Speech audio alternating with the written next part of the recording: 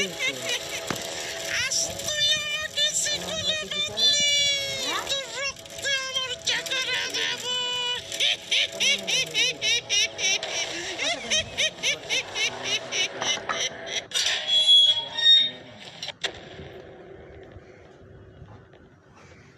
তোরা কি করছিস এখানে? মামা আমরা এই এই গ্যারেজ থেকে বের হয়েছিলাম মামা। আমারে না জিগাইয়া আমার গোডাউন থেকে সাইকেল বের করছিস কেল্লাই?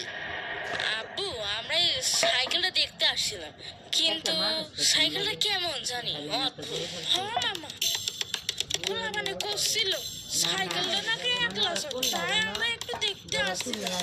একা চলে? হ্যাঁ একা চলে। আর ওই সাইকেলের ভয়ঙ্কর রূপের কারণে আজকে আমি তোমার মামিকে হারিয়েছি। আমার সব কিছু কেড়ে নিয়েছে ওই জিন সাইকেল।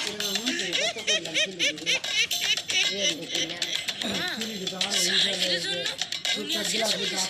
হ্যাঁ, ওই সাইকেলটা একটা অভিশাপ, একটা মৃত্যুর রাক্ষস। যে ওকে নিয়ে খেলতে গেছে সেই ধ্বংস হয়ে গেছে। আমরা তো এসব জানতাম না মামা, জানলে তো এদিকে আসতামই না।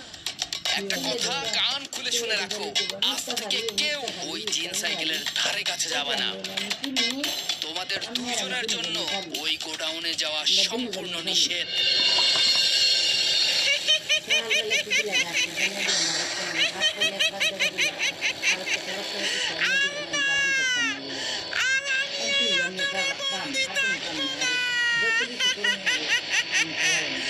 আমি স্বাধীন হতে চাই, কেউ আমাকে আটকে রাখতে পারবে না।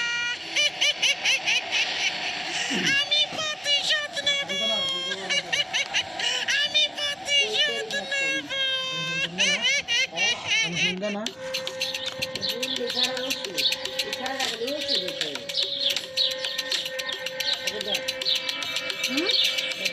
সবার জন্য তোর আশকারা পেয়ে আকিব ওই অলক্ষণে সাইকেলটাকে ঘাটতে গেছে।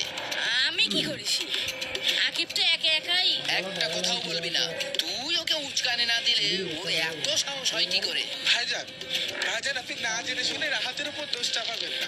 আমার ছেলে আকিবই হয়তো বা কৌতূহল বশত। তুমি থামো। তোমার ছেলে কি দুধে ধোয়া তুলসী পাতা? আর তুমিই বা কেমন বাপ?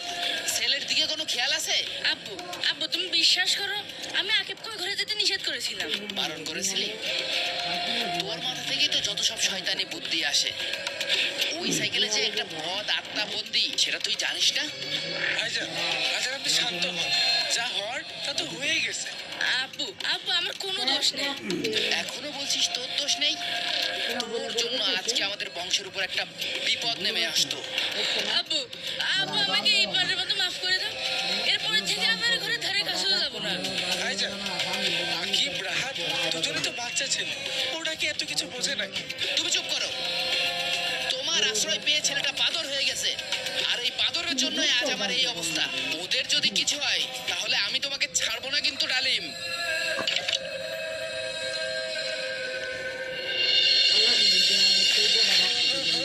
আর সেদিন তো মামার ভয় কিছুই করতে পারিনি।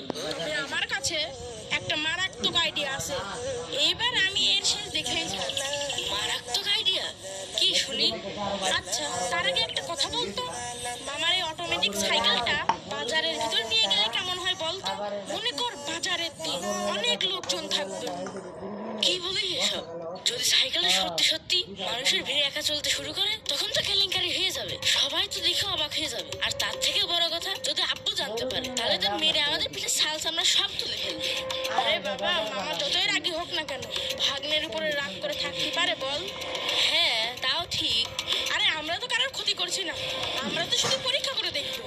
শুধু একবার ভাব, আমরা যদি সাইকেলটার ভিডিও করতে পারি আর যদি একবার ভাইরাল হয়ে যায়, তাহলে বুঝতে পারছিস তো কেমন হবে?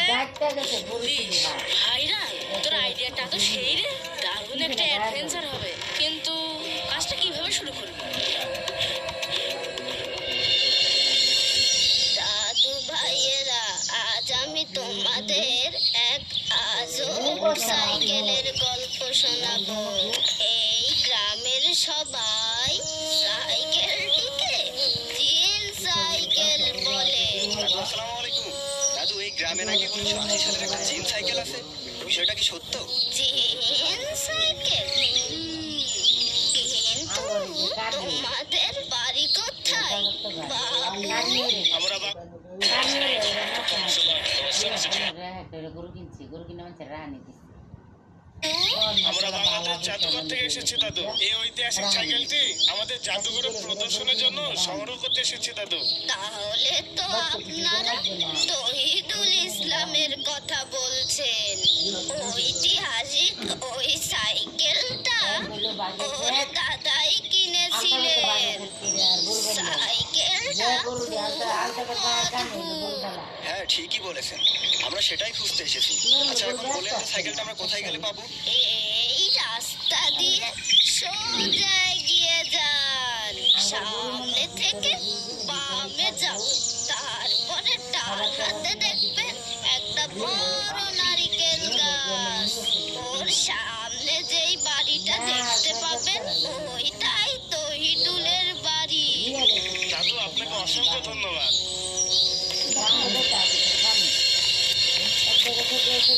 আসসালামু আলাইকুম, বাসায় কেমন আছেন? আমরা বাংলাদেশ জাতীয় জাদুঘর থেকে এসেছি। ওয়ালাইকুম আসসালাম। জি বলুন, আপনাদের জন্য কি করতে পারি? আমাদের কাছে তথ্য আছে, আপনার সংগ্রহে বিশেষ একটি সাইকেল আছে যা এলাকায় জিন সাইকেল নামে পরিচিত। দেখিস, আব্বু কিছুতেই স্বীকার করবে না। আরে হ্যাঁ, সাইকেলের কথায় উঠলেই তো আমার মেজাজ খারাপ হয়ে যায়। জিন সাইকেল? আপনারা ভুল শুনেছেন, আমাদের কাছে এরকম কোনো কিছুই নেই। এগুলো মানুষের বানানো গুজব। আপনারা এখন আসতে পারেন। স্যার, আপনাদের মনে হয় কোথাও ভুল হচ্ছে। এমন কোনো সাইকেল তো এই বাড়িতেই নেই। দেখুন, আমরা সব খোঁজ খবর নিয়ে এসেছি। আপনার দাদার কেনা ওই সাইকেলটি প্রাচীন দিনের এক নিদর্শন। আচ্ছা, খাওয়া দাওয়া শেষ করে Yeah, and I think I've told this story